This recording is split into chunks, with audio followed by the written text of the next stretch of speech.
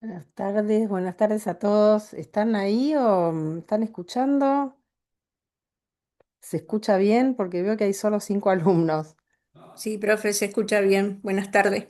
Buenas tardes. Buenas Bueno, a ver, tardes, sí se escucha. perfecto, gracias por avisar. Esperamos un momentito a ver si se suma más gente porque veo que solo hay 5 personas. Espero, Bueno, espero unos minutitos para iniciar a ver si se suman más gente. Estén ahí, no se vayan.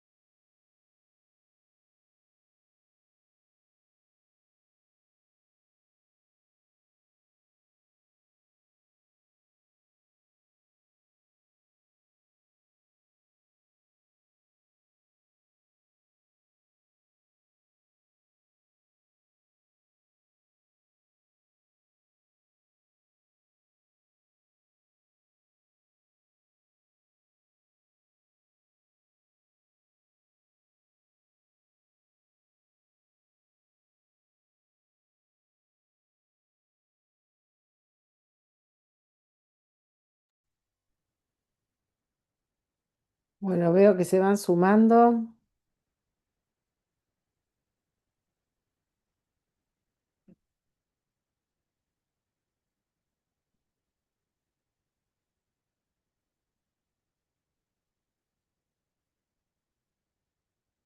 Tenemos 11 alumnos.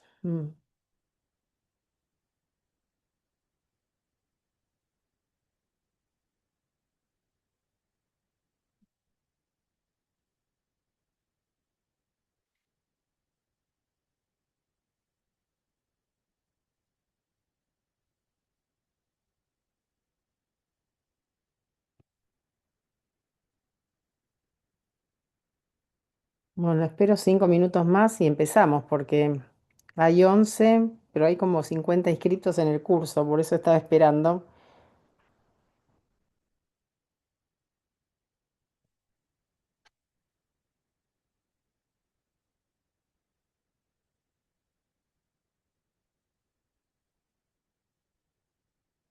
¿Se ve la pantalla que puse compartir?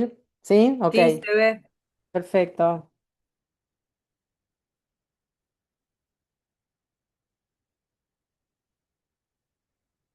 Ustedes pudieron ver todo el material que está subido, ¿no? En el campus, ¿tuvieron algún problema? ¿Lo vieron bien? ¿Todo bien? Ok, Sí, sí. bárbaro. Bueno, nada, mientras tanto igual podemos hablar un poquito. Este curso, bueno, van a ser dos clases. em, Vamos viendo cuánto duran según el cansancio, las ganas. El material está todo subido. Nada es muy difícil, pero bueno, se trata sobre todo de repasar algunas normas legales, sobre todo. También hay normas internacionales que las vamos a ir viendo. Están igualmente subidas todas al campus, pero bueno, a veces hay que decir alguna cosa. También hay algunos casos de jurisprudencia. Y bueno, supongo que la mayoría de ustedes está un poco familiarizado con el tema. Por lo menos han visto el empleo público se ve en derecho administrativo en la carrera. Así que seguramente alguna cosa han visto. Pero en este curso, que obviamente es de nivel de posgrado, hay que agudizar un poquito más el tema, hacerlo un poquito más fino, verlo un poco más en profundidad, ver las normas más en profundidad, y sobre todo diferenciar algunas figuras que hoy en día aparecen como muy confusas y a veces no se entiende qué tipo de contratación tienen las personas en su vinculación laboral con los estados, ¿no? Sean del municipio, sean de la provincia, sean de la nación. Bueno, hay bastante confusión. Entonces, hay algunas cosas que la jurisprudencia aclaró, entonces vamos a ver los casos. Y hay otras cosas que, bueno, se pueden plantear, a lo mejor ustedes también tienen alguna cosa para plantear, que la jurisprudencia todavía no se haya expedido. Y bueno, se pueden analizar, digamos. Pero la verdad que el panorama a veces de las contrataciones del Estado en materia de empleo público, en materia laboral, son complicadas.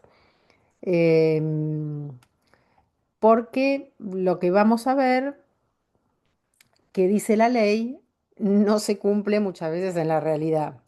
Entonces, vamos a ver lo que dice la ley, porque es lo que corresponde que estudiemos, pero también vamos a ver lo que muchas veces ocurre en la realidad, porque hay bastantes problemas, digamos, con este tipo de contrataciones que, bueno, normalmente con los cambios de gobierno recrudecen los temas, con los planes de racionalización presupuestaria también recrudecen los temas.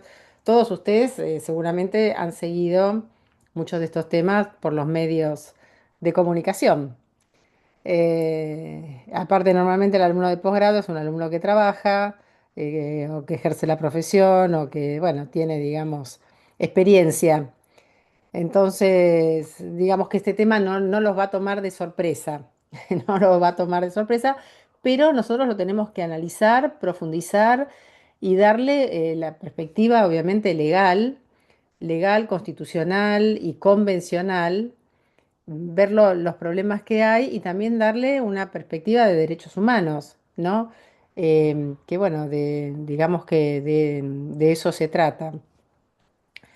Así que bueno, si les parece, empezamos ya, habiendo 13 participantes. No sé si ustedes cursan otras materias con los otros compañeros que están en esta cohorte y normalmente hay pocos, muchos. No sé si alguien Somos un sabe promedio esto. de 17 en este segundo, 17, 19. Ah, pero inscriptos hay como 50 alumnos, pero no vienen todos, evidentemente. Se están No, o manteniendo sea en, que en más que eso no podemos esperar. Ok, se están manteniendo más o menos en un promedio de 17 asistentes a las clases, Sí. los que siguen, digamos, regularmente. ¿Y ustedes empezaron el año pasado? No, este año, Este año. primer O sea, cuatrimestre, bien, bien. ¿Y esta materia qué número es para ustedes? la 11. Bueno, ya vieron bastantes. Vienen con un, Tenemos, vienen con un buen ritmo. sí, sí. Bueno, me alegro. Bueno, entonces nada, yo empezaría porque estamos en 13 y bueno, que se sumen los que lleguen tarde. Digo para no hacer para no demorar y bueno, no, obviamente a las 9 no vamos a terminar porque yo creo que nadie aguanta. Pero bueno, llegamos hasta donde den las ganas. ¿De acuerdo? Ustedes me van diciendo igual si necesitan parar o necesitan algo o me quieren decir algo, ¿eh? Me van avisando por acá. Bueno, lo primero, lo primero que tenemos que ver es cómo se caracteriza el empleo público. ¿Qué es el empleo público?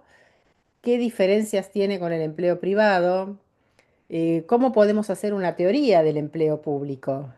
Para jerarquizarlo, para ubicarlo, como decíamos, en lo que es la regulación legal, en lo que es la regulación constitucional, primero que nada, y en la regulación también convencional, porque hoy en día ya tenemos algunas pautas que también surgen de los organismos internacionales y de la jurisprudencia internacional, interamericana, también europea y de otros tribunales internacionales.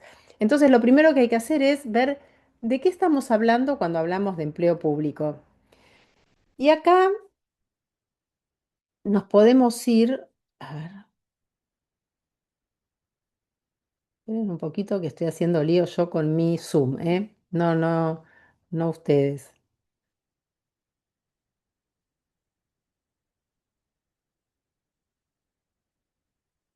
Bueno, yo estoy haciendo un lío bárbaro acá.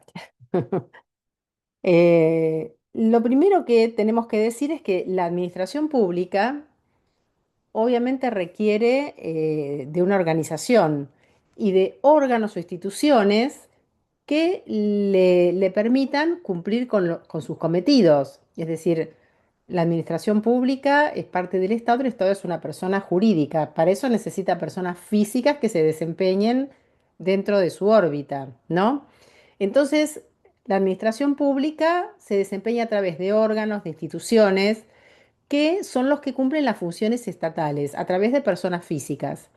La voluntad de estas personas físicas, obviamente, en el ejercicio de las funciones públicas, se imputa a la institución. ¿Y esto cómo se hace? Mediante la teoría del órgano, de la que seguramente ustedes ya han hablado en otra materia. Entonces, el Estado habla o actúa por medio de sus funcionarios, ¿no? Lo que hacen los funcionarios se imputa al Estado. Bueno, normalmente cuando se habla de administración pública, de empleados, de órganos, se habla también de burocracia. Y la palabra burocracia, si la interpretamos literalmente, hace referencia a un conjunto de funcionarios y empleados que cumplen las funciones estatales. Pero el significado de la palabra burocracia se ha visto muy deteriorado hacia una acepción un poco degradada y normalmente cuando se habla de burocracia nosotros la percibimos como con una connotación negativa, ¿no? Y pensamos en la ineficiencia o la ineptitud o personas que cumplen funciones superfluas, lentas, deficientes, ¿no? O personas que ocupan cargos que no existen, que normalmente en la jerga les dicen cargos ñoquis, ¿no? Cuando se habla de burocracia parece que hablamos de eso y normalmente se contrapone con un discurso que pregona recobrar la eficacia dentro de las acciones del Estado, ¿no? Entonces, estas dos cosas un poco se contraponen, pero la verdad que el concepto de burocracia, literalmente, a lo que hace referencia es a un conjunto de personas que prestan funciones para el Estado y que están altamente especializadas en esas funciones, porque esas funciones, en muchísimos casos, en la mayoría de los casos, requieren especialización. ¿Eh? Ahora ustedes me dirán, bueno, pero entonces, bueno, estamos hablando de lo que corresponde. Después vamos a hablar de lo que ocurre, porque seguramente ustedes tendrán alguna cosa para señalarme que en la realidad no es así. Pero esto es lo que quiere decir burocracia. Bueno, el empleo público, obviamente, lo dijimos antes, tiene una base constitucional. Hay bases constitucionales del régimen de empleo público y fundamentalmente los artículos centrales son el 14 bis y el 16.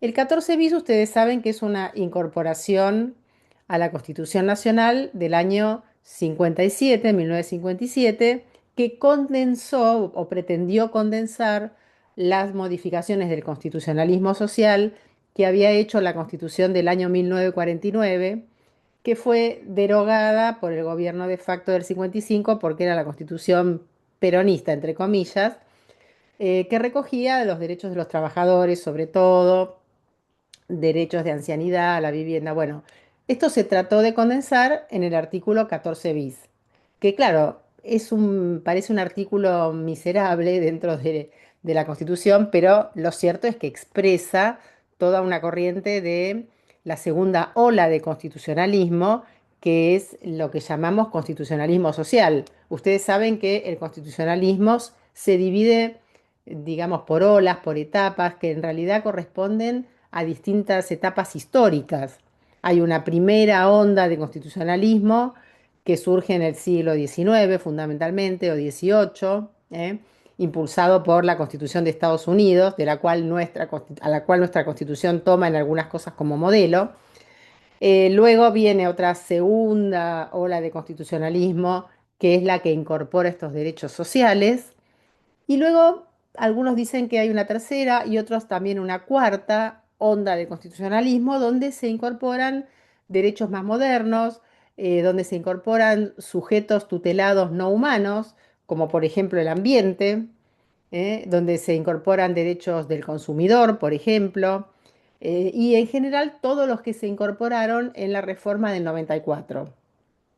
Entonces, el 14 bis ubica esta segunda ola del constitucionalismo que luego se ve ampliada por eh, ondas siguientes que incorporan nuevos derechos. Entonces, ya desde el 57 nuestra Constitución cuenta con una referencia al empleo público y fundamentalmente esto es lo que hace al régimen de estabilidad. Pero ya desde el año 1853 la Constitución tenía una disposición sobre el empleo público en el viejo artículo 16, que es el que se sigue manteniendo como vigente. ¿Qué cosa dice el artículo 16? Que para ocupar un puesto público lo que hay que hacer es idóneo. Hay que acreditar idoneidad. Y esto es estar legislado en oposición a las prerrogativas de sangre o privilegios que obviamente son abolidas por la Constitución argentina. No hay prerrogativas de sangre ni privilegios, no hay títulos de nobleza, no hay nada de eso. Entonces, para ocupar un cargo público, lo que se requiere es idoneidad. Entonces, luego vamos a ver cómo la ley recoge este requisito de idoneidad. Pero esto es muy importante. Ya les digo, después ustedes me dirán si se cumple, no se cumple, si hay problemas, pero esto es lo que dice la Constitución y esto también es lo que dicen las leyes. Con esta estabilidad, sobre todo los problemas actuales que se plantean en el empleo público se refieren a esta, digamos, a esta oposición entre la palabra estabilidad y protección, ¿no? Porque esto marca algunas diferencias que son importantes y que generan cierta confusión a la hora de reclamar, de hacer reclamos, cuando, por ejemplo, un empleado es dado de baja arbitrariamente o es interrumpido su contrato o no es renovado su contrato. Entonces, acá tenemos que estar atentos, porque ya el artículo 14 nos está marcando que hay una diferencia en el régimen de empleo público y en el de empleo privado. Sale de la Constitución. Para caracterizar bien el empleo público y estas cosas que estamos diciendo, ¿no? Estas diferencias con el empleo privado, estos requisitos de idoneidad, tenemos que irnos un poquito atrás en la historia y fundamentalmente a Estados Unidos, donde existía un sistema que se llamaba sistema de los despojos, se conoce con el nombre en inglés Spoil System, seguramente lo habrán escuchado nombrar, donde el partido político que vencía las elecciones excluía a todos los funcionarios que no eran de su partido y los reemplazaba por los propios. Entonces, en Estados Unidos había un presidente, el presidente Jackson, como dice acá en la diapositiva, defendía este sistema. Y cuando cambiaba el gobierno, cambiaba toda la administración. Entonces, Marienhoff, que es un autor de derecho administrativo que ustedes seguramente conocen, ¿no? Lo habrán escuchado nombrar a lo largo de estos cursos, que es un autor muy importante argentino, que señala algo muy agudo, que bueno, que no hace falta ser un especialista, pero que él lo marca muy bien, ¿no? Señala que como consecuencia de este sistema de los despojos o spoil system, el problema era que los funcionarios, mientras estaban en el cargo, lo que trataban era de lucrar al máximo posible con el cargo, porque sabían que luego no tendrían esa posibilidad, ¿no? Entonces, mientras duraban esos puestos, trataban de enriquecerse. Esto es notado por los norteamericanos, obviamente, y el sistema se sustituye en el año 1888, que es el año que por una ley de ese año, que es la que permitió dotar a Estados Unidos de un servicio público de empleados, empleados públicos comparables con los de los buenos sistemas europeos, que tenían ya en esa época burocracias especializadas. Y acá estoy utilizando la palabra burocracia en sentido totalmente positivo, como grupos de personas que prestan funciones en el sector público y que están altamente especializadas en la tarea que realizan. ¿Eh? Entonces, Estados Unidos deja de lado este sistema, obviamente por entender los problemas que ocasionaba, y se cambia hacia otro sistema organizado sobre la base del mérito personal, es decir, de la idoneidad, que es lo que decíamos antes que recoge el artículo 16 de la Constitución y que también recoge toda la normativa legal vigente hoy en Argentina. Bueno, otra de las preguntas, de las cuestiones teóricas, marco, que surgen cuando se habla de este tema, es de qué tipo de relación estamos hablando cuando hablamos del empleo público. ¿Y esto por qué? Porque habría dos maneras de encarar el tema. Una manera que es tal vez anterior en el tiempo y otra que es un poco más moderna. Las dos tienen lo suyo, pero bueno, ustedes seguramente van a encontrar esta diferencia en los textos que consulten. Entonces, tenemos una primera caracterización de la relación entre el Estado en cualquiera de sus niveles, ¿eh? Cuando digo el Estado me refiero a cualquiera de los tres niveles que hay en Argentina, entre el Estado y sus empleados. Y se caracterizó en un primer momento como una relación de tipo estatutaria, es decir, derivada de un estatuto. Y el estatuto es en realidad la expresión de un acto de imperio, ¿no? De un acto del poder unilateral, que otorga al empleado, sí, ciertos derechos, pero que surgen del estatuto propiamente dicho, del estatuto que rige esa función, y que como tal es modificable unilateralmente. Entonces, por eso estaría sujeto el empleado a un régimen de exorbitancia que puede ser modificado unilateralmente por el emisor del estatuto, que es el Estado, que es su empleador en definitiva. Esta visión está morigerada en el caso de otra idea que conceptualiza a la relación de, el Estado y sus empleados o sus trabajadores como un contrato, es decir, una relación de tipo convencional, contractual, similar a la que ocurre, a la que tiene lugar en el marco del empleo privado. ¿Y de qué derivaría? Ya no derivaría esa relación de un acto unilateral, sino que derivaría de un acuerdo de voluntades donde el trabajador tiene algún protagonismo más marcado, si ustedes quieren, o más importante. Aunque siempre estamos hablando de un contrato que se celebra con el objeto de satisfacer necesidades públicas, ¿no? El contrato sería incluso de derecho público, pero no ya derivado de un acto unilateral, que es el que emite el estatuto, sino de un contrato que de alguna manera se consensúa, donde el trabajador tiene algún protagonismo más importante.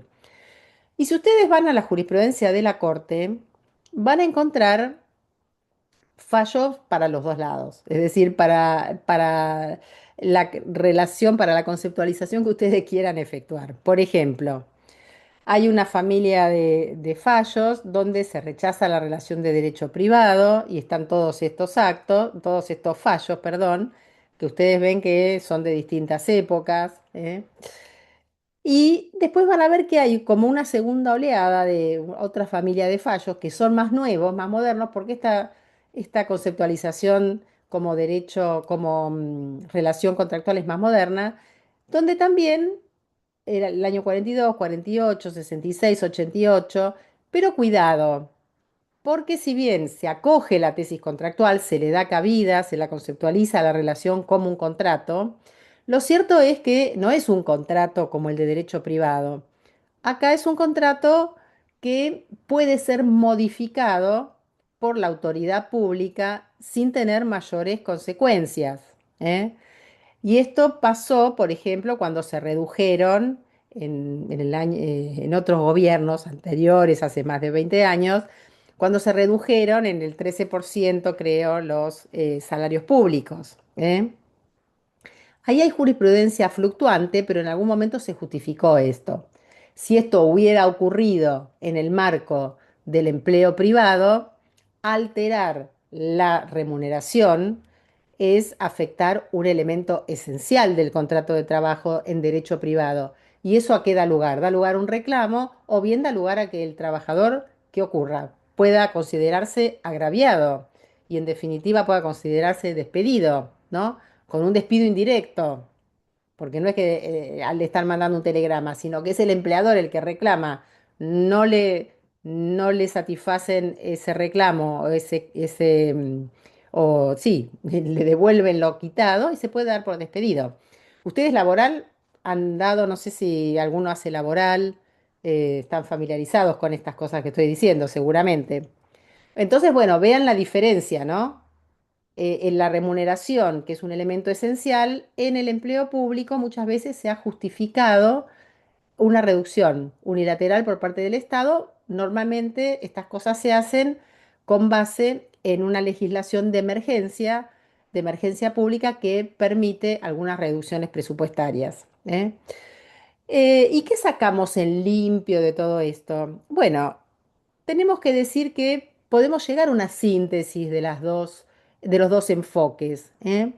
Y podemos decir que la relación de empleo público hoy en día puede ser tipificada, conceptualizada, como un contrato, efectivamente un contrato, un acuerdo de voluntades de derecho administrativo, o sea, estaríamos en el campo del derecho público, que marca algunos límites a la actuación estatal. Entonces, estamos entre el estatuto y el contrato. ¿Se entiende esto? ¿Queda claro?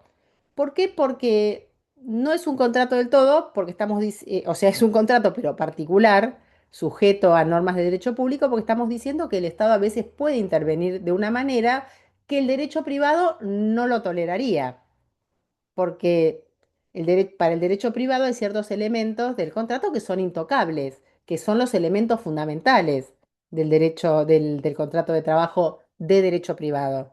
¿Está claro? ¿Cuáles son?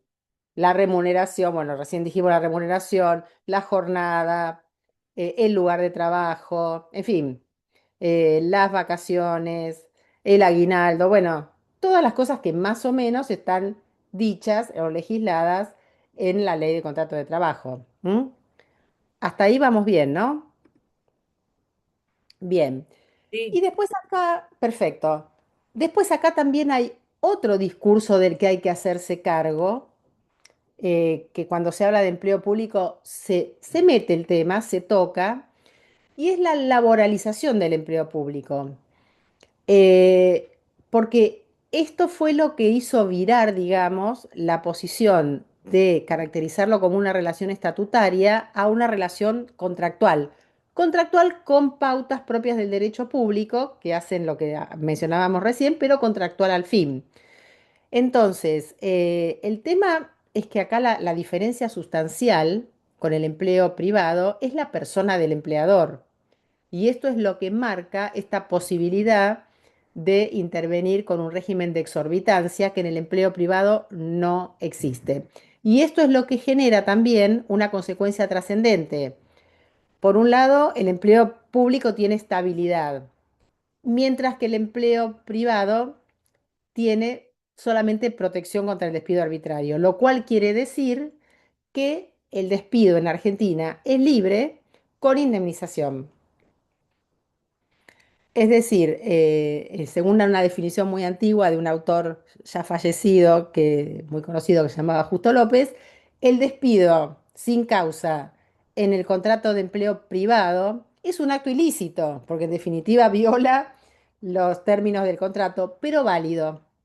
Entonces, la ley, ¿cómo lo resuelve? Con una indemnización que es tarifada. En el empleo privado, en el empleo público esto no puede hacerse. No hay despido libre sin causa. Para echar una persona, para rescindirle el vínculo que tiene estabilidad, tiene que haber un motivo. Si hay un motivo, lo que se va a hacer es sustanciar un sumario donde la persona tenga derecho de defensa y donde se llegue a una conclusión en función de las pruebas que se recojan en ese sumario. ¿Se entiende esa diferencia? Porque y si ese sumario está mal hecho y la persona mal desvinculada, sea por la aplicación de la sanción de cesantía o la de exoneración, que son las que suponen el corte de la relación, lo que va a poder hacer el trabajador es discutir esa sanción mal aplicada, según su criterio, y solicitar que se lo restituya, se lo reponga, se lo vuelva al puesto de trabajo del que se sacó, del que fue sacado. ¿Se entiende esto? Entonces, acá tenemos algunas semejanzas. Esta es una diferencia fundamental, pero también es cierto que hay semejanzas entre los dos regímenes del empleo público y del empleo privado. Por empezar, el tipo de tareas que presta la persona que trabaja, el trabajador, que son los servicios que se conocen con la frase latina intuitu personae, es decir, uno no puede mandar a otra persona que cumpla con su tarea, es personal, es la persona contratada la que presta la tarea. Esto es igual en el empleo público que en el privado, ¿eh? Hay subordinación, subordinación en los tres órdenes de subordinación que también existen en el empleo privado. Es decir, hay subordinación técnica, económica y jurídica. Ustedes recuerdan que la jurídica es la más importante y dentro de la tipificación de la subordinación jurídica está justamente esto que estamos diciendo, la aplicación del poder disciplinario, ¿no? Bien. Otra de las semejanzas es el régimen de retribución, la jornada laboral, los derechos colectivos, porque este es un ámbito donde ha sido muy ampliado el marco del empleo público, porque en este momento, ya hace varios años, se permite la contratación colectiva también en el empleo público, que antes no se permitía. Esto es un poco consecuencia de esta laboralización y de esta concepción de considerar a la relación como contractual, ¿eh?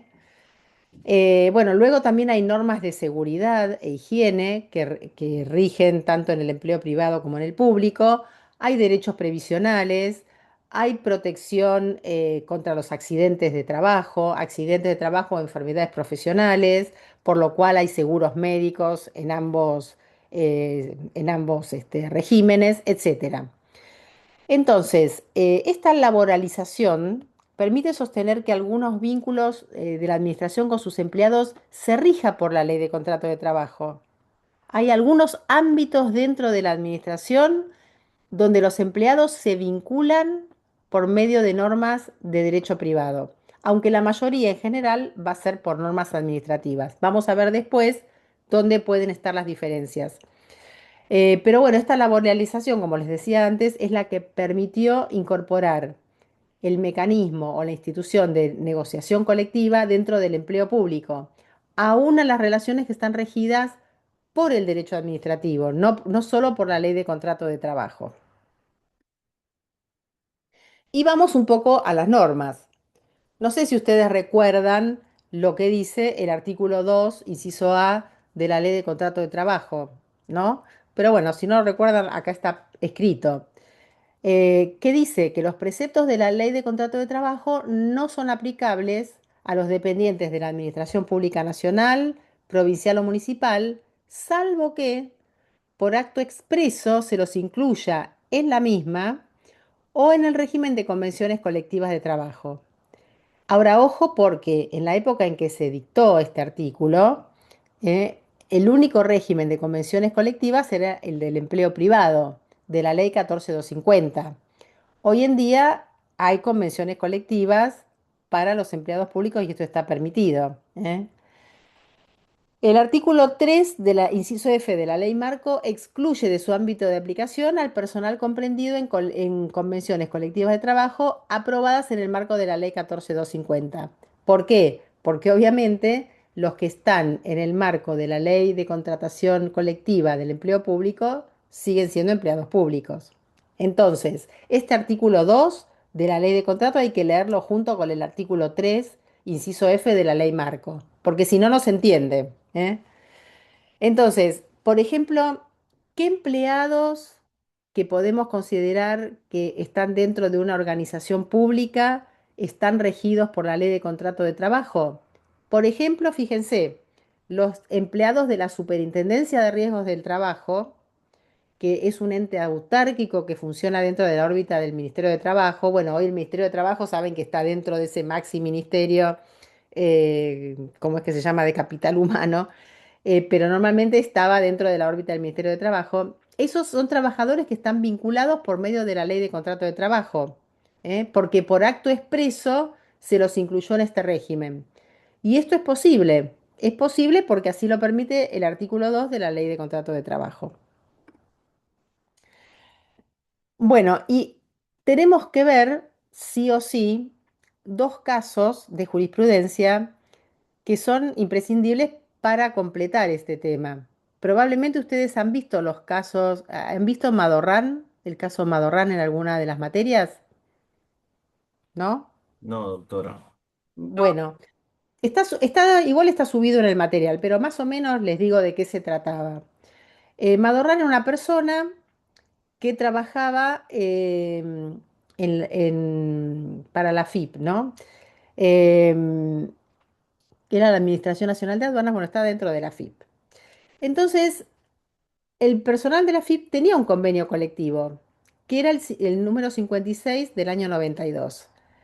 Entonces, como tenían un convenio colectivo, para este personal lo que estaba previsto era un régimen de estabilidad relativa impropia, es decir, el régimen que tienen los empleados privados. ¿M? Em, es decir, podían ser despedidos. Entonces, la Corte declaró inconstitucional este artículo que así lo permitía, porque dice, no, no, no, estas personas que están prestando tareas dentro de la FIP, que es la Administración Tributaria de la Argentina, prestan tareas de carácter eminentemente estatal, eminentemente estatal. No pueden estar vinculadas por la ley de contrato de trabajo. Esto es un empleo, es una relación de carácter público y declara inconstitucional esa parte del convenio colectivo.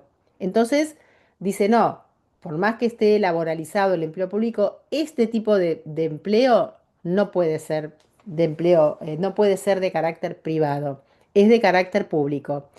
Y esto lo reitera en otro caso, que es el caso Ruiz, donde es la misma doctrina, acá el empleado también es de la AFIP, pero pertenece a la Dirección General Impositiva. Ustedes saben que la AFIP tiene distintas direcciones, tiene la aduana y tiene la DGI. Bueno, este trabajaba dentro de la DGI, que también tenían un contrato un convenio colectivo de trabajo, que permitía lo mismo que el convenio que había sido declarado inconstitucional en la parte pertinente en Madorrán.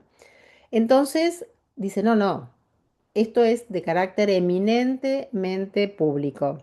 No puede estar sujeto a despido. Las personas no pueden estar sujetas a despido. Y esto aun cuando el artículo 2 de la Ley de Contrato de Trabajo diga que los que están convencionados por medio de la Ley 14250 pueden estar dentro de la LCT. ¿Y esto por qué? ¿A qué se debe? A la naturaleza de la relación que une al empleado con el Estado y que la Corte califica como de carácter eminentemente público. Entonces dice, esas personas tienen que tener una relación de otro tipo, con estabilidad propia. ¿Eh? Después, si quieren, incluso lo podemos leer, está subido en el material. ¿Qué tema acá se cruza y es verdaderamente a veces un real caos analizar lo que hace la administración pública en relación con sus empleados? El tema de los contratados. ¿Por qué? Porque no es que hay un único modelo de contratos, están los contratos más variados, lo cual cuando ustedes litigan o si son jueces o si son fiscales, defensores, abogados de la matrícula, dictaminantes en un organismo público, lo que sean, lo primero que tienen que hacer es ver qué tipo de contratación es y analizarla, porque no hay una única manera. Pero este es un ámbito, el de los contratados, y los pongo entre comillas, porque no son contratados conforme la legislación.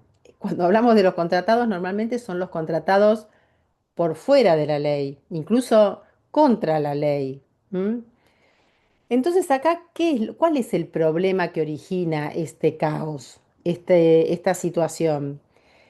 Bueno, acá el tema es que, por un lado, sí, las normas de derecho público que rigen la contratación de empleados, que vamos a ver, es cierto que prevén algunas figuras de contratos que no tienen esta estabilidad propia de la que habla el artículo 14 bis. Y fíjense, la ley marco, que es la 25.164, prevé que el personal público puede estar en tres situaciones de revista. Hay un régimen de estabilidad, que es el que se corresponde con lo que dice el artículo 14 bis, pero después hay un régimen de contrataciones, que es el que genera más confusión, y luego hay personal de gabinete. Después vamos a ver, ¿no? Si quieren, ahora no abro el artículo 7 para no llenar de, digamos, de documentos la pantalla, pero ustedes saben, las contrataciones son limitadas dentro de la ley. Porque, ¿qué dice este artículo 7? Perdón, el artículo 9 de la ley, que el régimen de contrataciones solo puede utilizarse cuando lo que queremos cubrir son servicios de carácter transitorio o de carácter estacional que reúnen ciertos requisitos, es decir, que no pueden ser realizados por el personal de carrera, que es el que está trabajando. ¿M? Y se establece en general un límite en relación con el número de trabajadores de planta permanente para que no se desborde, porque si hacen falta tantos empleados es porque hay un déficit en la planta permanente. Pero lo cierto es que esto se ve muchas veces superado, ¿eh? Pero esto es lo que dice la ley. Entonces, ¿puedo contratar transitoriamente gente que no sea con la estabilidad propia? Sí, pero en estos casos solamente servicios de carácter transitorio o de carácter estacional, que son transitorios, siempre y cuando no puedan ser realizados por el personal que sí tiene estabilidad y que es el que está prestando tareas. Ese es el régimen de contrataciones que permite la ley Marco. ¿Y el personal de gabinete cuál es? Es el personal político, el que acompaña al sector político, que son normalmente asesores, y la gente que rodea al personal, que obviamente cambia con los gobiernos. Ese personal no tiene estabilidad, porque ese personal es político, acompaña al sector político. Acá está en el artículo 10, es el que acompaña a las autoridades superiores, que comprende funciones de asistencia o asesoramiento y que puede cesar en cualquier momento junto con la autoridad cuyo gabinete integra. Entonces, es revocable por excelencia este nombramiento, porque puede ser quitado, puesto y quitado por las autoridades políticas del momento. Pero ¿qué pasa? Si esto está todo tan claro y la ley lo dice tan claro y yo lo estoy diciendo tan categórico, ¿cuál es el problema? Si está claro cómo se puede contratar a estas personas. Bueno, el problema parte de un tema económico. ¿Por qué? Porque acá el problema es que hay restricciones presupuestarias derivadas normalmente de situaciones de emergencia económica que impiden la contratación muchas veces de personal dentro del Estado. Entonces, formalmente no hay ninguna convocatoria, ningún concurso público ni nada. Y por otro lado, hay necesidad de generar nombramientos para personas de confianza que obviamente exceden al personal de gabinete que se puede nombrar. Y entonces esto genera contrataciones de tipo temporario, y acá ven que está puesto entre comillas, para prestar tareas de tipo permanente.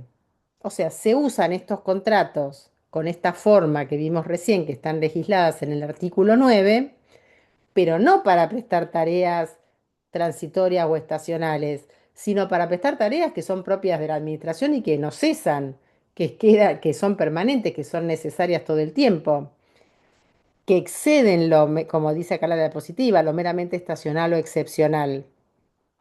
Entonces, es un uso fuera de la ley de este tipo de contrataciones, pero ocurre.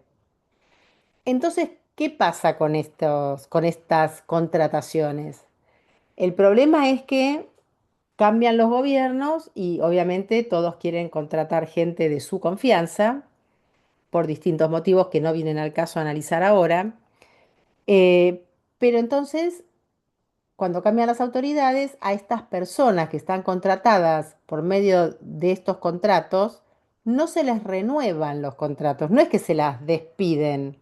En general no se renuevan, ¿no? Porque ustedes saben que estas renovaciones son por lo general anuales. Entonces, ¿qué pasa? La persona se siente que está despedida, porque no es que su tarea cesó, sino que probablemente va a ser reemplazado por otra persona. Entonces, acá se generan reclamaciones. ¿Y qué tipo de reclamaciones se generan? Bueno, y acá empieza el problema. Se generan algunas reclamaciones que no correspondería hacer por el tipo de relación de ámbito en el que estamos hablando, que es el ámbito público. Porque normalmente lo que se pide cuando se hacen estos juicios de estas personas a las que no se les renovaron los contratos, se piden o las indemnizaciones de la LST, que no son aplicables porque no le era aplicable la LST a ese personal. Digo la ley de contrato de trabajo, ¿no? Cuando digo LST, ¿me entienden? Em, o bien directamente en muchos casos se pide la conversión de esa contratación en una contratación de tipo permanente. ¿Y por qué se hace esto? Bueno, porque la gente que hace laboral está muy familiarizada con este tema. ¿Por qué? Porque la ley de contrato de trabajo trae un artículo que así lo prevé. ¿Ustedes recuerdan? Bueno, ustedes recuerdan que la ley de contrato de trabajo, obviamente el principio es la indeterminación del plazo, ¿no es cierto? Pero se permiten ciertas contrataciones temporarias. Se permiten ciertas contrataciones a plazo siempre y cuando estén celebrado por escrito el contrato con una motivación de por qué se contrata de ese modo. ¿Está claro? Ahora bien, si la ley de contrato de trabajo prevé que si ese contrato a plazo es mal utilizado, en fraude a la ley, porque en realidad está encubriendo una relación que es de tipo permanente, se castiga al empleador ¿De qué manera? Convirtiéndole esa relación, ese contrato, en uno por tiempo indeterminado. Y entonces, si el trabajador es despedido, lo que puede hacer es reclamar la indemnización por despido. ¿Se entiende? Esto es lo que ocurre en el empleo privado. ¿Por qué? Porque es una manera de desalentar el uso fraudulento de contrataciones temporarias.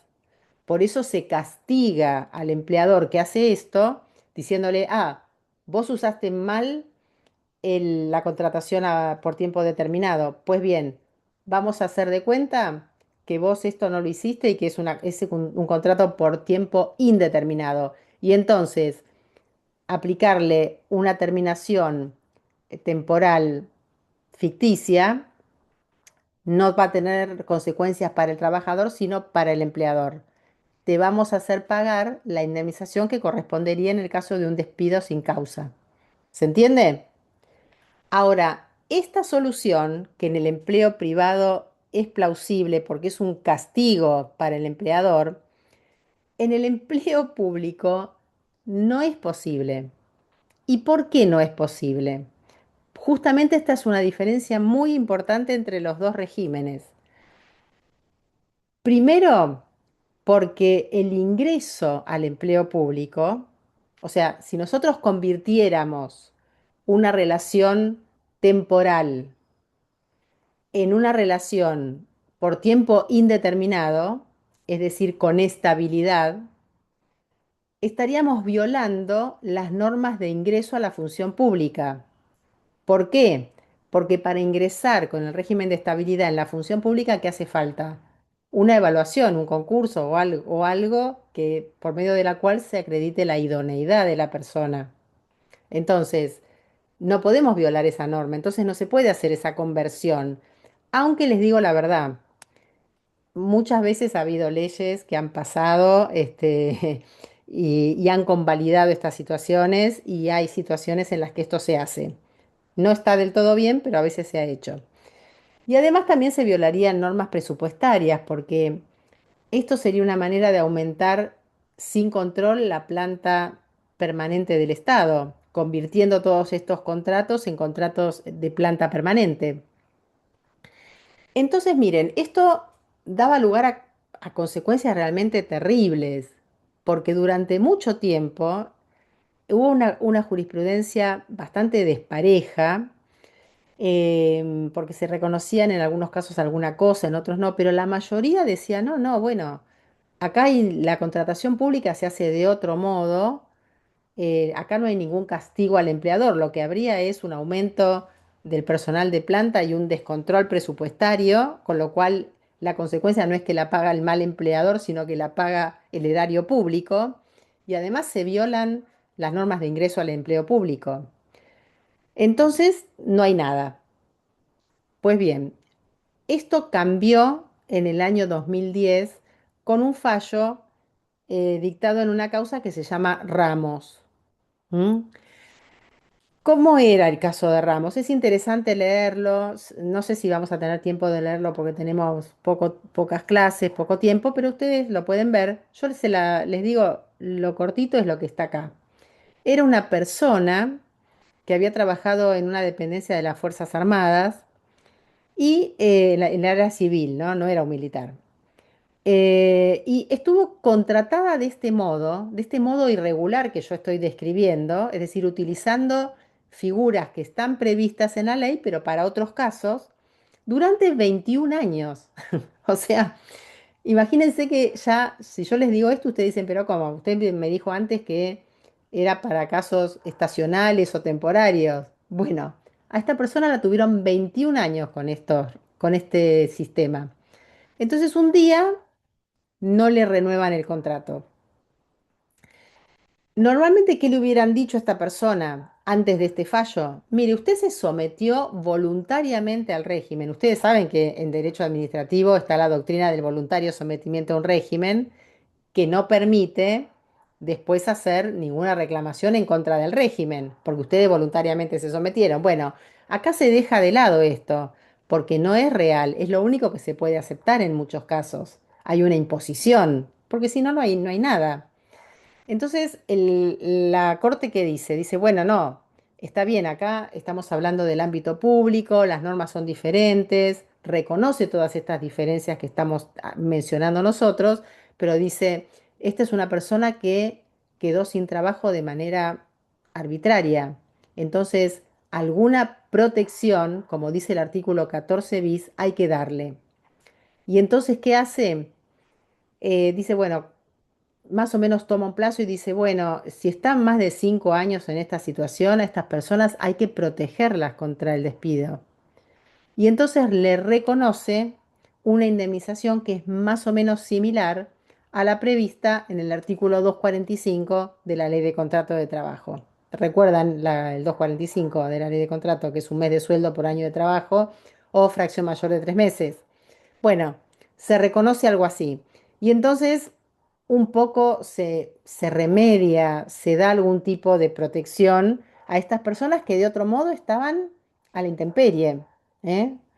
Sin protección, digamos, de un día para el otro, desvinculadas, sin ninguna indemnización. Sí, Julián, te escucho. Perdón entonces ahí por si peco de ignorante, pero entonces a partir de este precedente, después de 5 años, este empleado pasaría a estar en planta permanente. No, no, Julián, justo por lo que estoy diciendo. Ok. ¿Por qué no se puede convertir en planta permanente uno de estos contratos? Porque hay dos problemas. O sea, esto se podría hacer si fuera el empleo privado, porque se castiga al empleador diciéndole, vos contrataste en fraude a la ley, pero yo te voy a aplicar la realidad. La realidad es que esta persona trabajó por tiempo indeterminado y vos la estás echando.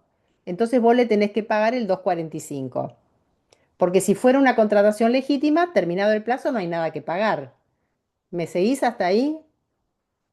Hasta ahí perfecto. Ese es el ámbito privado. ¿Qué pasa en el ámbito público? En el ámbito público, el ingreso al empleo público para entrar dentro del régimen estable, hay que dar un concurso o hay que tener algún tipo de evaluación, por un lado. Entonces, el régimen de ingreso es diferente. No es la voluntad del empleador que te toma en una entrevista laboral. ¿No? Hay que dar alguna prueba, aunque esto está bastante deteriorado, pero esto sigue siendo así en las leyes. Entonces, por un lado, el régimen de ingreso es diferente. Por otro lado, hay normas presupuestarias que cumplir. Entonces, castigar al empleador, que es el Estado, en realidad es aumentar aumentar los gastos del Estado, lo cual los pagamos todos nosotros. Entonces, ¿a quién estamos castigando? ¿Me seguís? No, perfecto. Sí, sí, entiendo Entonces, lo de la...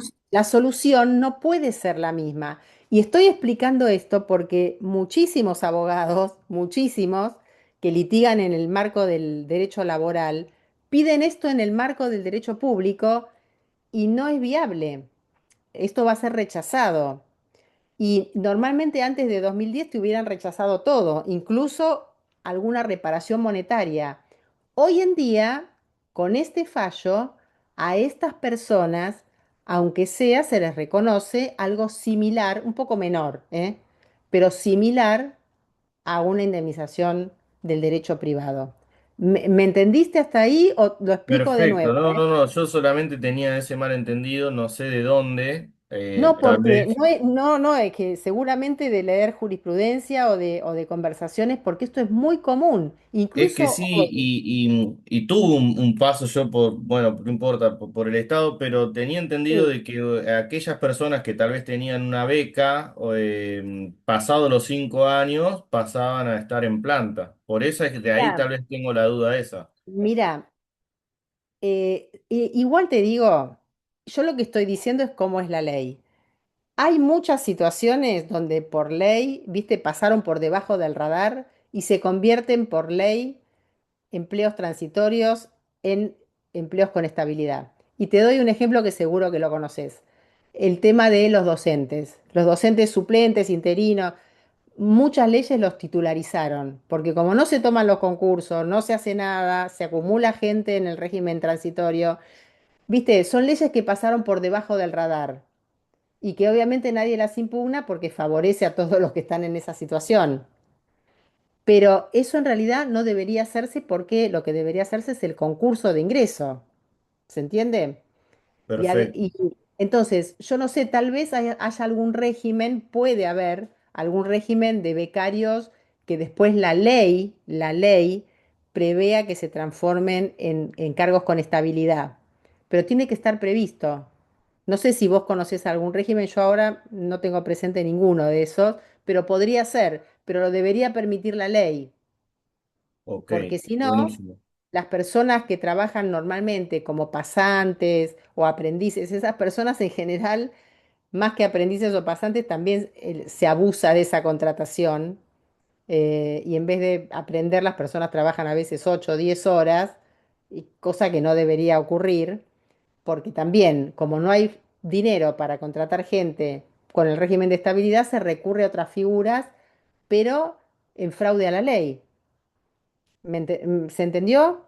Perfecto, Esto me doctora. importa mucho que lo entiendan porque incluso hoy en día, después de tantos años del fallo Ramos, a veces los abogados se confunden con esto. ¿Eh? Entonces, sepan que lo que hay que reclamar es la indemnización. ¿Está? A menos que se pueda argumentar algo de discriminatorio, que eso ya sería otro tema. ¿M? Sí, perdón, hay otra mano levantada, Carlos Rodríguez. Sí, esto es una consulta, digo, lo tengo de oídas, no de ninguna jurisprudencia ni nada, pero ANSES tuvo varias situaciones en donde se reincorporaba personal que fue cesanteado, echado. Hay antecedentes de ese caso de reincorporación al Bueno, hay mismo que ver, cargo. claro, hay que ver qué tipo de contratación tenían. A lo mejor eran gente con estabilidad. A lo mejor eran gente con estabilidad, porque hay muchísima variedad de casos. No hay una única contratación. Y además también hay casos donde se suprimen empleo, en fin, donde se hacen cosas raras. Y bueno, si la persona tiene estabilidad va a ser restituida. Lo mismo que si tiene un cargo gremial, por ejemplo. ¿Eh?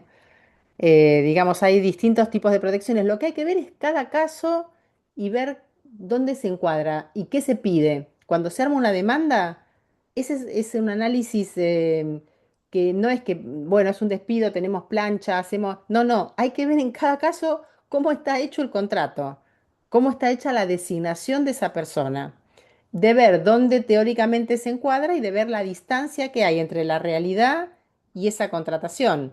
Entonces, normalmente lo que va a haber que probar es que esa persona hacía tareas de carácter permanente. Obviamente, si es una persona designada con estabilidad, hay que pedir que se la restituya en su lugar de trabajo. Pero digo, si fue contratada en fraude a la ley, la prueba va a tener que acreditar que realizaba tareas de carácter permanente y que entonces estaba mal contratada. Entonces, lo que pide es una indemnización. Y otra vuelta de tuerca es esto. La Corte habla de 5 años, pero no es que está escrito en la piedra. O sea, tomó el caso de Ramos porque había una normativa que hablaba de 5 años, pero este plazo podría variar, ¿eh? O sea, incluso yo creo que hasta se podría acortar un poco, pero hay que probarlo. Hay que probar bien que las tareas son de carácter permanente. ¿M? Pero digamos, esto del máximo de 5 años se tomó en ese caso porque había una normativa específica en ese caso. Toman algún plazo como para no decir un año y algunos me dicen, bueno, en realidad toman 5 años porque esto queda, en fin, uno dice, ¿por qué tomaron 5 años? Y alguien me dijo, bueno, porque 5 años permite ver si la persona pasó a otro periodo gubernamental, como el periodo del presidente dura 4. Si pasó otro año es porque ya tan político no era el personal. Evidentemente seguía trabajando porque la tarea era permanente. Pero bueno, esto les digo, es un comentario, es un off the record, digamos. No. No está dicho en el fallo. Pero eso, si ustedes tienen uno de estos casos, tienen que mirar primero cómo está designado porque hay muchísimas variedades, como interino, como temporario, como estacional, como planta transitoria. Hay mil nombres, mil nombres. Me es difícil hacer una única tipificación. Lo único que les puedo decir es cualquier tipo de contratación temporaria que en realidad esté hecha en fraude a la ley. Porque la persona no es que va a hacer, va a arreglar, no sé, va a hacer una instalación de algo y después termina. O va a instalar un software, que podría ser eso una contratación temporal, ¿no? No, la mayoría no es así. No es así. Bueno, puedo seguir entonces. Ah, y después hay otro, bueno, todo este tema degenera, degenera, ya se viene, se degrada, cuando hablamos de otro fenómeno que es la precarización del empleo público. ¿Y cómo se precariza el empleo público? Y bueno, se empieza a hablar, por supuesto, siempre de emergencia económica, se empieza a hablar de que la gente en el Estado no hace nada, que ahí está lleno de ñoquis, que no digo que no haya, pero normalmente los despedidos tampoco son los que no hacen nada, ¿eh? No son esos. Entonces se empieza a hablar, porque se habla de manera muy despectiva siempre, ¿no? De la persona que trabaja en el Estado. Cuando en realidad este, esto cambia cuando estamos en situación de necesidad y, por ejemplo, vamos a tramitar la jubilación o las pensiones o vamos a un hospital, en fin. Pero bueno, siempre se habla mal. Entonces, se precariza, bueno, hay muchas leyes de prescindibilidad donde directamente se declara prescindible un área, ¿no? Por supuesto, esto está previsto, hay unas previsiones en la ley respecto de estas cosas que después las vamos a ver. Hay leyes de racionalización del Estado, siempre con esta restricción presupuestaria y la necesidad de achicar los gastos. Se habla también de reforma del Estado y siempre la reforma del Estado es para achicarlo, ¿eh? No para generar nuevas áreas de servicios. Y bueno, y esto que lo que venimos hablando, las contrataciones ad hoc por fuera del marco legal. Es decir, utilizando figuras que están previstas para fines no permitidos. ¿Mm? Todo esto hace que el empleo público muchas veces se precarice, sea un ámbito de precariado en lugar de un ámbito de gran estabilidad y de seguridad jurídica. Bueno, y otro tema que irrumpe también acá, que también irrumpe en el empleo privado, es es lo relacionado con la flexibilización laboral, ¿eh? Que parece del empleo privado, pero también esta precarización está muy en relación con esto. Aunque esto es otra cosa, porque esto en realidad, este es un discurso que sirve, sí, por supuesto, tanto en un ámbito, en el público o en el privado. Porque ¿qué es la flexibilización? Justamente ahora que el tema nuevamente toma impulso. Y la flexibilización, el discurso de flexibilizador es un discurso ya viejo, ¿eh? Viene desde la década de los 80.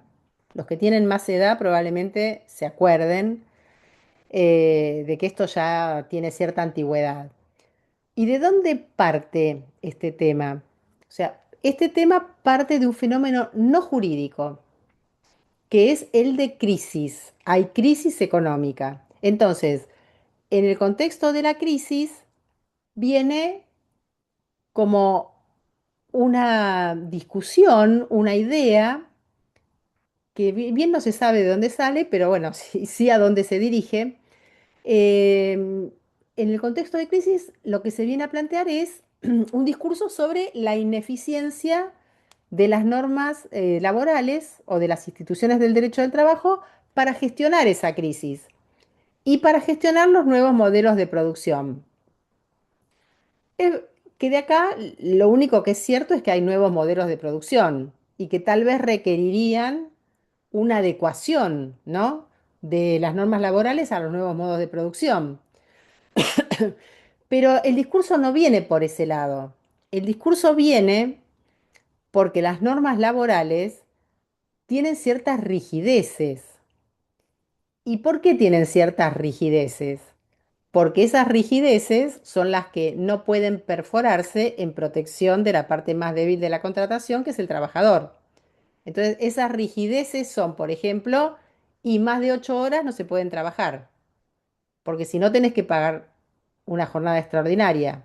Y entre jornada y jornada no se puede, tiene que haber por lo menos 12 horas de descanso. Y otra rigidez es, y bueno, y el salario no se puede tocar. Y las vacaciones las tenés que dar entre tal fecha y tal fecha, con ciertas condiciones. ¿Se entiende? Esas son las rigideces. ¿Son rigideces? Sí, entre comillas, digamos, son cosas que normalmente mejora los convenios colectivos, pero si no hay convenio colectivo, por lo menos hay que aplicar lo que dice la LST. Entonces, este discurso, eso es lo que afecta, eso es lo que ataca.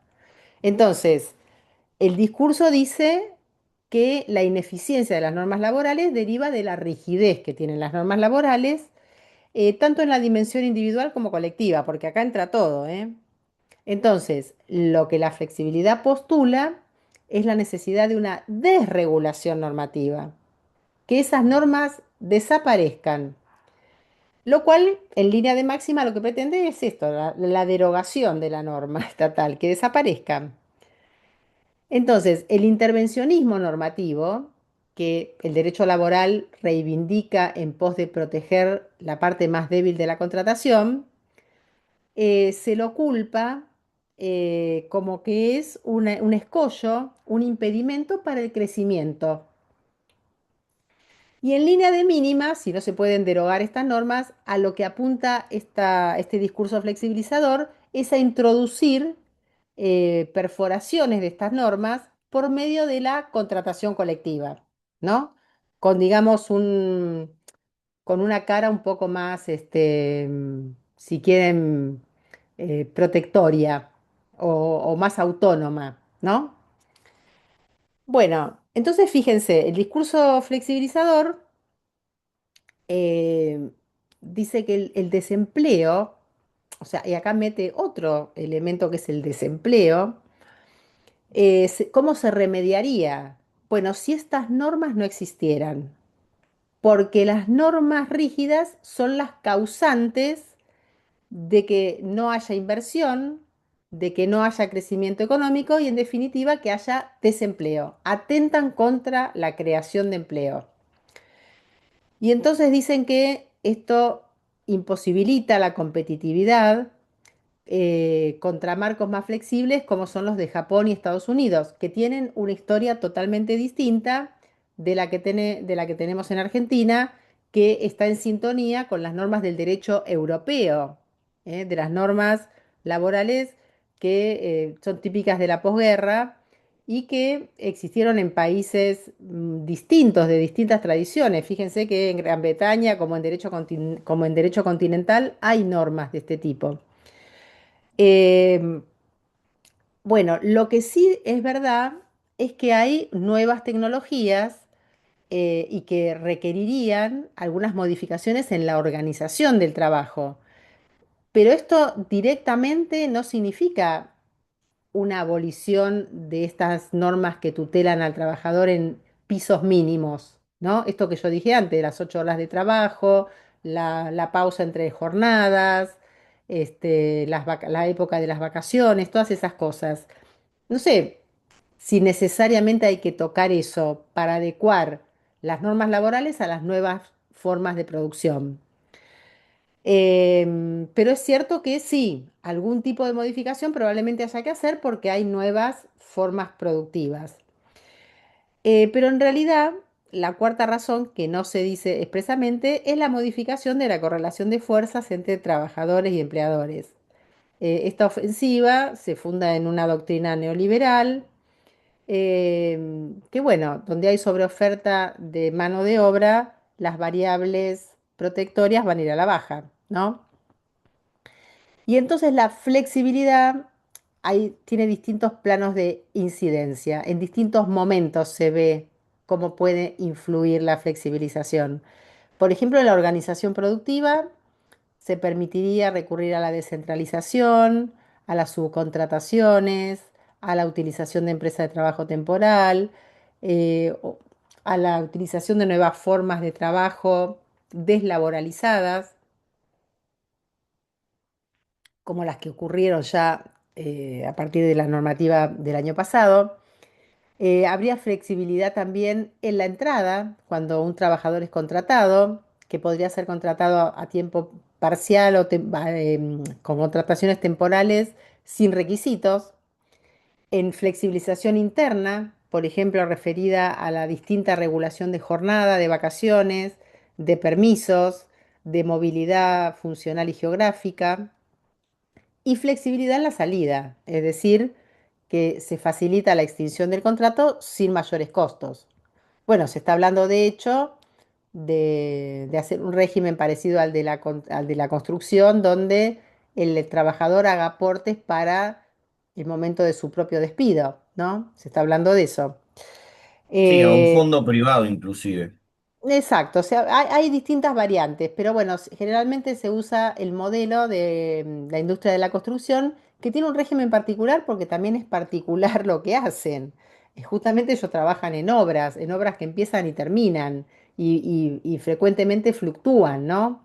De una obra a la otra. Bueno, entonces, esto dice un autor que es un autor que ya escribió hace varios años, ¿no? Tomás Alafranco, que es un autor español.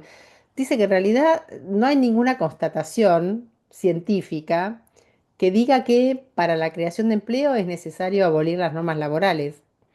Entonces dice, lo que hay es procesos deconstituyentes, es decir, procesos que vacían el contenido democrático y garantista de las constituciones vigentes, que en general protegen al trabajador.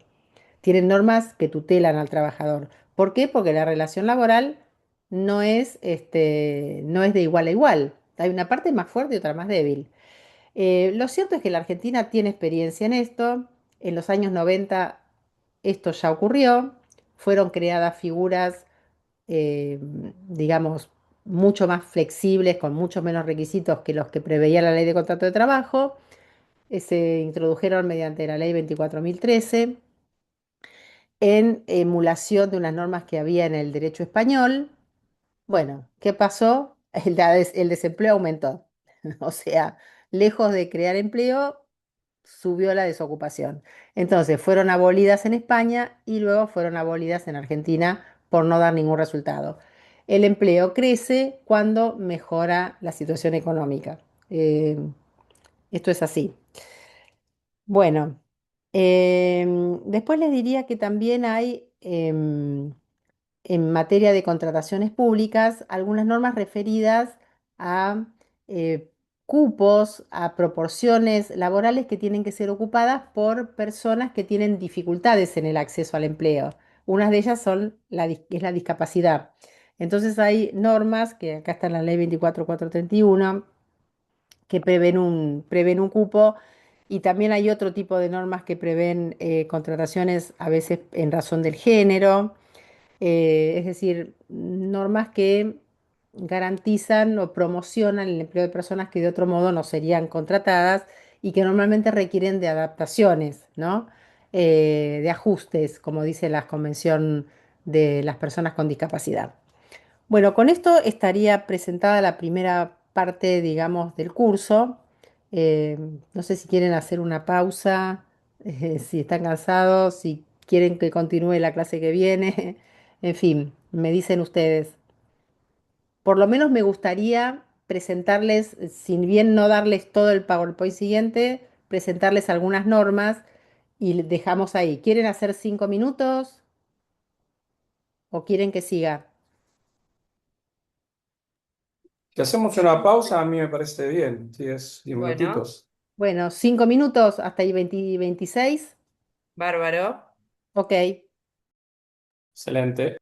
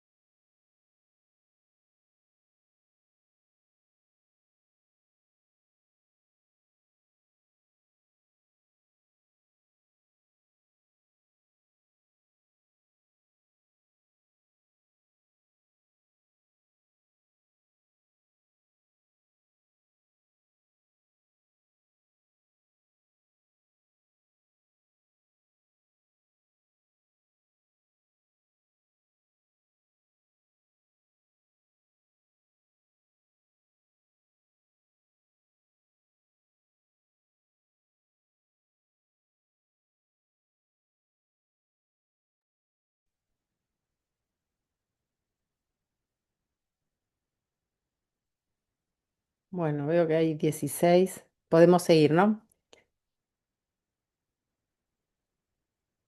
Sí, Bueno, bárbaro. Antes de seguir, no, una cosa reglamentaria que creo que no comentamos. No sé cómo están haciendo con otras materias el tema de la aprobación del curso. ¿Les toman examen oral, escrito? ¿Qué hacen? Porque yo en las normalmente hacía en las trabajos, que pero ya, no voy a hacer más los trabajos. Mm. en las que ya cursamos hasta ahora, mayormente nos hacen presentar un trabajo que es con carácter de ensayo. Ah, En dos nos hicieron hacer tipo monografía y mm, en una de las que estamos cursando ahora, justo con esta suya, nos pide que entreguemos un informe de algún tema relevante del programa que ah, sea más bien novedoso o un análisis novedoso ah. de algún tema del programa. Ah, porque yo pensaba, digamos, los trabajos prácticos no hacerlos más, porque creo que con el uso de las nuevas tecnologías y eso no tiene mucho sentido, pero sí tomar un pequeño examen con algún caso, entonces habría que dar dos fechas. Yo estas fechas voy a ver bien con la universidad, cómo serían, pero creo que como el curso termina la primera semana de diciembre, me parece, ¿no? Y tengo que dejar pasar 30 días, creo que los pondríamos para febrero, porque Claro, digo, de las que enero, estamos cursando ahora, junto con esta suya, nos dieron, en las otras dos nos dieron para febrero fecha de entrega, claro, la primera fecha. Y creo que la segunda fecha es en marzo, más o menos. claro, acá me dicen presentamos trabajos con formato A para algunos casos. Sí, bueno, yo se los comunicaría por el campus, si les parece, las fechas, pero calculen para los primeros días de febrero la primera fecha y a los 30 días creo que hay que fijar la segunda, ¿no? ¿Es así o no Sí, sé? Tengo... generalmente nos dan 30 días. Claro. Bueno, pero la idea sería más bien eso, hacer un pequeño examen que no se les puede llevar a lo sumo dos carillas de algún caso o algunos casos. Entonces les doy el examen, les doy un tiempo y me lo presentan. Me parece que puede ser lo mejor. Bárbaro. Este, sí. Bueno, nada, y de todos modos se los voy a comunicar bien por el campus porque quiero chequear con la universidad que estemos respetando bien el reglamento de la maestría. ¿De acuerdo? Perfecto. Ok. Veo que nadie dice que no. Profe, perfecto, me dice Pedro. Bueno, no tengo ningún otro mensaje negativo, así que tomo el silencio por la positiva. El silencio con efecto positivo. Bueno, hacemos unos minutos más. Yo sé que están cansados, estamos todos cansados, pero por lo menos quiero presentar las normas que tenemos que tener en cuenta cuando hablamos de la regulación del empleo público. O algunas obviamente vinimos nombrando, pero acá las vamos a ampliar un poquito, ¿eh? Porque la verdad que hay normas desparramadas por distintos instrumentos. Bueno, acá tenemos un primer pantallazo, obviamente las normas que hablamos recién de la Constitución Nacional, y después tenemos tratados internacionales, ¿eh? Tenemos un par de convenios de la OIT, el 151 y el 154. Esto para hablar a lo mejor de los aspectos más centrales, porque si hablamos ya de colectivo, también tendríamos que sumar el convenio 87, que a lo mejor lo deben haber visto en laboral. Pero bueno, para hablar propiamente de los aspectos como más puntuales del derecho administrativo, del empleo público. Ustedes saben los convenios de OIT, eh, son convenios que si bien no tienen carácter constitucional, diríamos que casi, ¿no? Porque muchas de las disposiciones que contienen están contenidas, valga la redundancia, a su vez, en otros tratados que sí tienen jerarquía constitucional, con lo cual son convenios muy importantes. Después tenemos un convenio de Naciones Unidas contra la corrupción y una convención interamericana contra la corrupción que hablan de la contratación pública. O sea, fíjense que se vinculan los incumplimientos de la normativa en materia de contratación pública con delitos graves, como es la corrupción, ¿no? Después tenemos una Carta Iberoamericana de la Función Pública, que es una especie de soft law, es decir, no es un tratado, pero son normas que de todos modos se tienen en cuenta a nivel internacional. Después tenemos las constituciones provinciales, que en general traen normas sobre el empleo público propio de su ámbito de jurisdicción, porque ustedes saben, el derecho público es local, con lo cual las jurisdicciones locales pueden regular sus propias instituciones públicas. Por eso tienen, por ejemplo, códigos procesales propios, ¿no? Y normas de empleo público propias. Con lo cual, si ustedes están en una provincia, además de todas estas normas, tienen que ver las propias de la provincia en donde están ejerciendo. Bueno, y por supuesto hay leyes, hay reglamentos y también hay convenios colectivos, porque como dijimos antes, desde la década de los 90 está habilitada la contratación colectiva, incluso en el ámbito de la relación de empleo público, pero no la que está laboralizada, la que está bajo los empleados que trabajan en el Estado bajo normas de la LST, los que trabajan bajo normas de derecho público propiamente dichos. Entonces, todas estas cosas hay que tenerlas a mano para conceptualizar, para encuadrar bien la relación de empleo público. Y acá vemos un poco por encima, porque no vamos a abrir ahora cada convenio y cada norma, porque si no, no terminamos más. Entonces digo lo sustancial de cada norma. El convenio 151 de la OIT justamente se titula Sobre las relaciones de trabajo en la administración pública. Es del año 78 y está complementada por la recomendación 159, que es del mismo año. Ustedes se acuerdan, ¿no? Esto de convenios y recomendaciones, cómo es. Si no lo recuerdo, el convenio es la norma más importante, la que surge de la deliberación de la Conferencia Internacional de la OIT, que se hace en Ginebra en general todos los meses de junio, ¿no? Se hace la reunión, se viene trabajando el tema y se vota en general en la conferencia y se hace el convenio.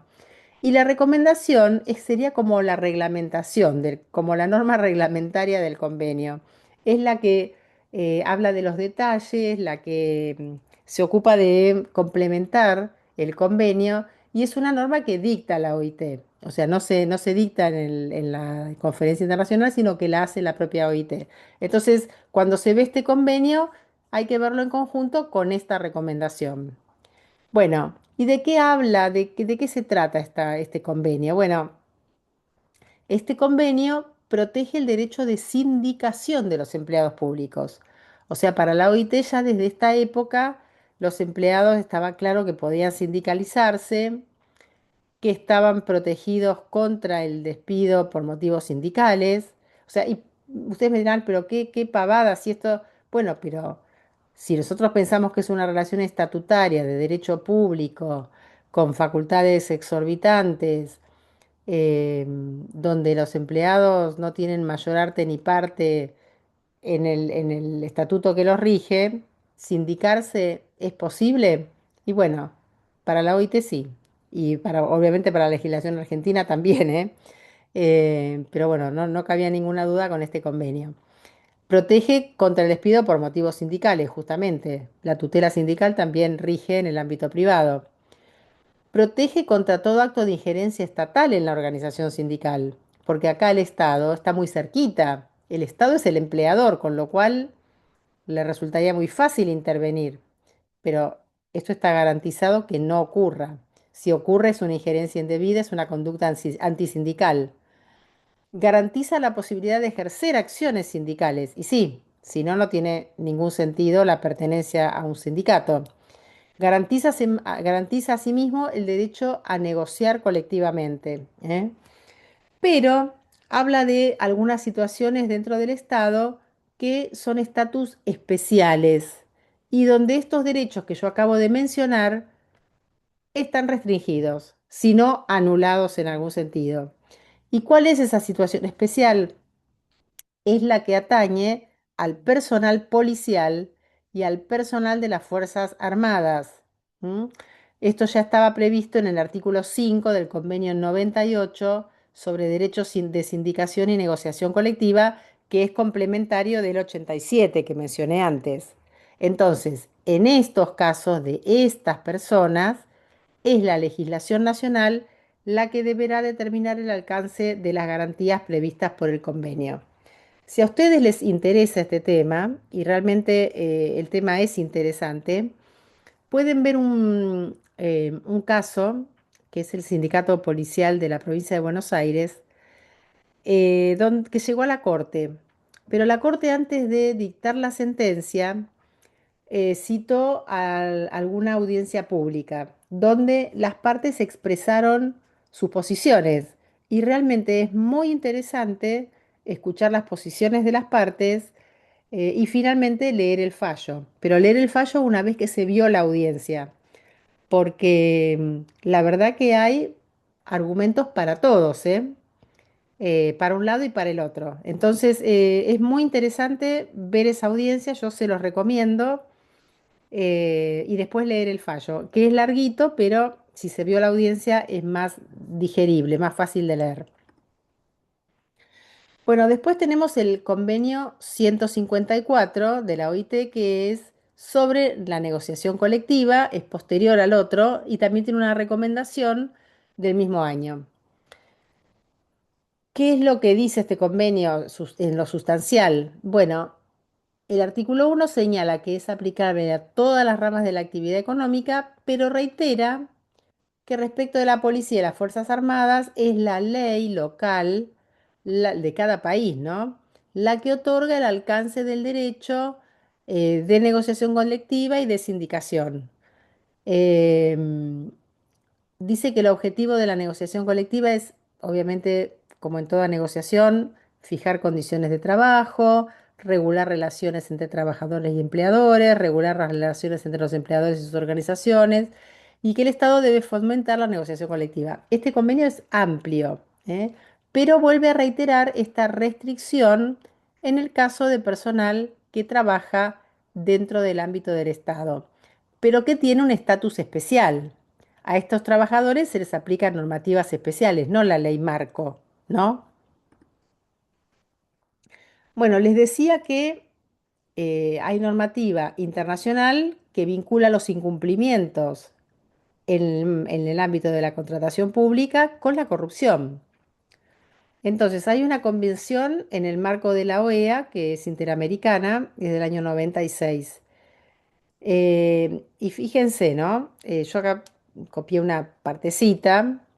Obviamente los propósitos son erradicar la corrupción.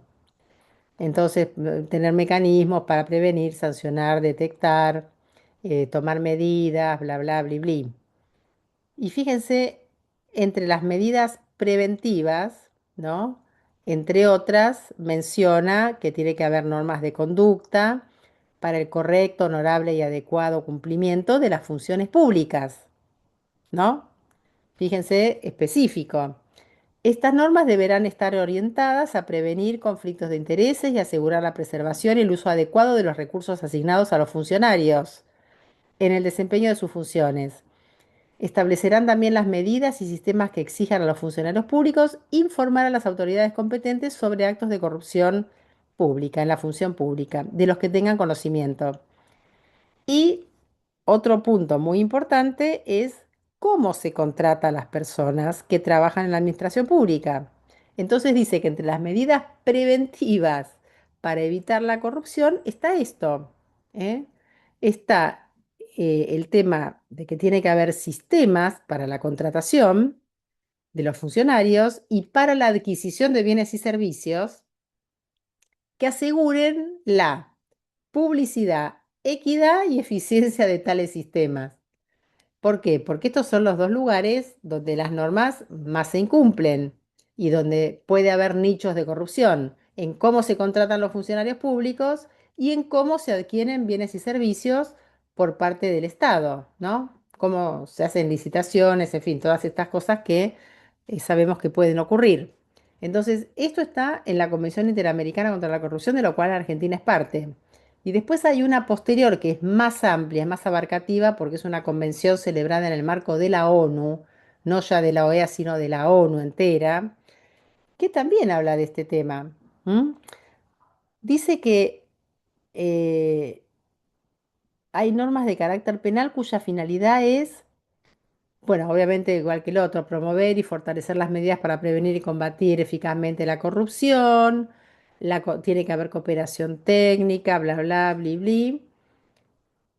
Y después dice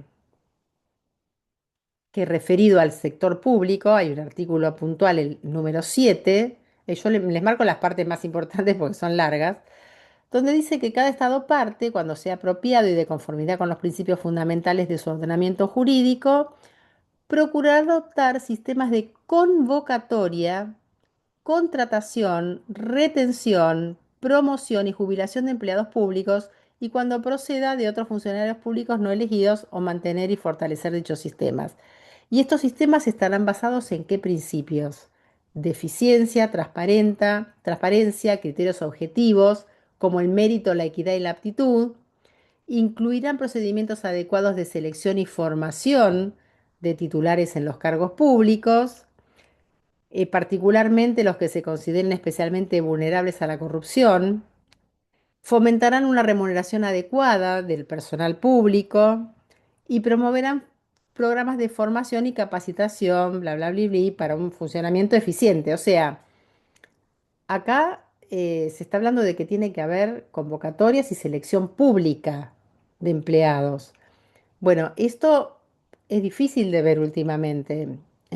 Últimamente, hace mucho les diría, hay pocos concursos, hay pocos espacios, digamos, de contratación donde estos principios nosotros los veamos reflejados.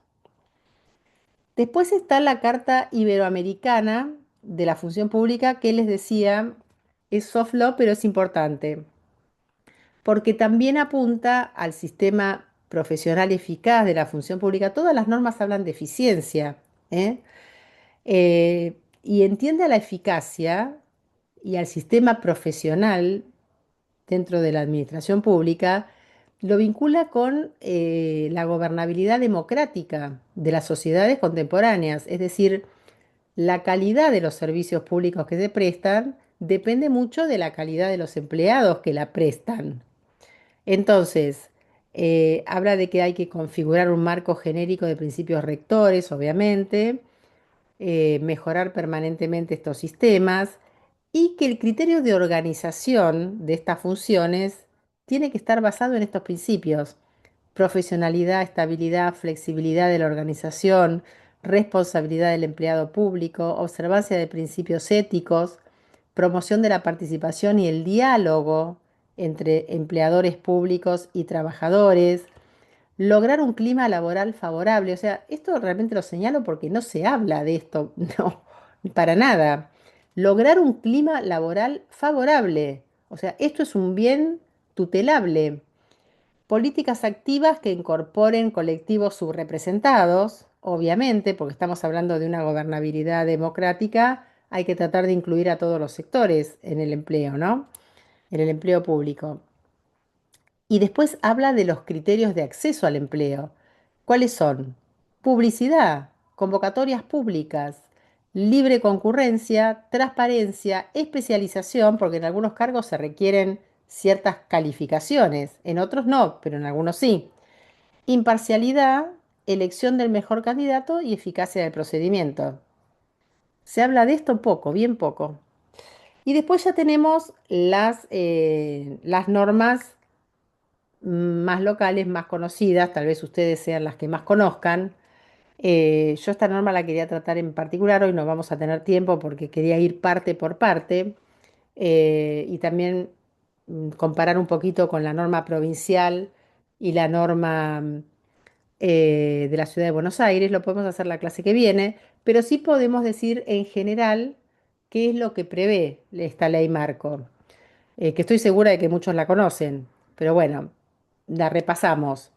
Esta es la ley de aplicación general que deberá articular con los convenios colectivos que requieran regulaciones especiales conforme otra ley, que es la 24.185.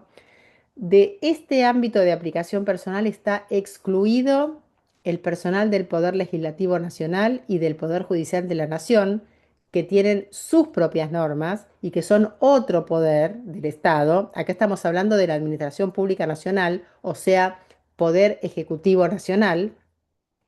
Y dentro del Poder Ejecutivo Nacional también hay sectores de empleados que tienen regímenes especiales y a los que no se les aplica esta normativa. ¿Cuáles son? Son los ministros, que es personal político, los secretarios también, jefe de la Casa Militar, tienen otro régimen, autoridades máximas de organismos descentralizados e instituciones de seguridad social, miembros de cuerpos colegiados, personal militar en actividad y retirados, personal policial en actividad y retirados, personal diplomático, que también tiene su propia ley, personal comprendido en convenciones colectivas de trabajo conforme a la ley 14250, que son los regidos por la ley de contrato de trabajo, el clero, que muchas veces trabaja dentro del Poder Ejecutivo, el personal regido por la ley de contrato, aunque se lo habilita a cambiar de régimen, conforme, bueno, hay un inciso en la ley 2485. En fin, estas son las personas a las que no se les aplica esta norma. ¿Qué prevé más o menos lo más importante? Bueno, las condiciones de ingreso, la nacionalidad, la conducta e idoneidad, la actitud psicofísica. Obviamente, el ingreso tiene que hacerse en condiciones de igualdad, igualdad de oportunidades. Esto está muy vinculado con la publicidad de la convocatoria y con el acceso por idoneidad, ¿no? Del artículo 16 de la Constitución, lo que hablábamos antes. Después, la ley establece distintas situaciones jurídicas dentro de la función pública, que ya las mencionamos, pero las vuelvo a repetir. Hay un régimen de estabilidad, hay un régimen de contrataciones, y ese es el régimen que permite la contratación por plazos determinados, y el personal de gabinete, que es el personal que acompaña a los políticos, ¿no? Los que asesoran, los que acompañan, y que entran y salen con el personal político. El artículo 8 habla de los principios que informan la carrera administrativa, que es la transparencia, la publicidad, el mérito, para determinar la idoneidad de la función a cubrir. Y la idoneidad comprende distintos aspectos, no solamente técnicos, ¿no? Capacidades técnicas, sino que incluye las técnicas, pero también las morales y éticas, y en algunos casos hasta algunas variantes económicas. Y mantiene el Sistema Nacional de la Profesión Administrativa. Em, Después tenemos esta ley, que es la Ley de Negociación Colectiva, que tiene exclusiones similares a las de la ley que mencioné anteriormente, y que es la ley que introdujo la negociación colectiva en el ámbito público. Bueno, diríamos que lo más importante es la estructura de la negociación, ¿no? Dice que el sector trabajador está representado por las asociaciones gremiales con personería gremial. Obviamente esto surge de la ley de asociaciones sindicales, ¿no? 23.551. Y con ámbito de actuación nacional, que pueden ser sindicatos, uniones o federaciones. Si no hay acuerdo si no hay acuerdo, define el ministerio conforme la cantidad de cotizantes. Bueno, esto se sabe que es así. Eh, la Administración Pública Nacional está siempre representada por la parte económica, por alguien del Ministerio de Economía, el secretario de la Función Pública o las personas que lo reemplacen. Puede ser sectorial, es decir, puede no aplicarse a todo el personal, el convenio que surja de esa negociación, sí sobre un área. Bueno, esto lo va a delimitar el ámbito de aplicación personal. Eh, por eso puede ser sectorial o general.